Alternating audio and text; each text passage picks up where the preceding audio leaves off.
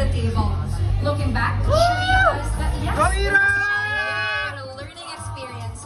This episode in her life did not break her, but it actually made her. Inspiring to distribute 274 meals to the homeless and growing her advocacy by harmonizing tourism, environment, and agriculture. It defines what she is prepared to push for, and that is the Luntiang Punla.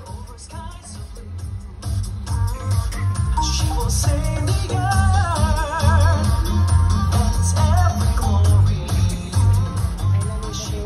Alae, magandang umaga po sa inyo lahat. I am Ira Patricia Malaluan from the home of the brave, the green industrial city of Batangas. Batangueños are known for our Alae charm, but Batangas City is a heritage of bravery, sacrifices, and hope.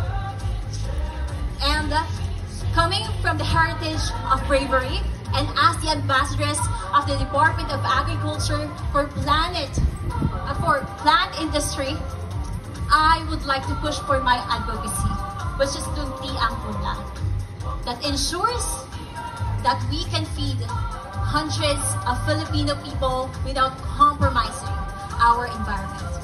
And once again, I am your unstoppable queen from Batangas City.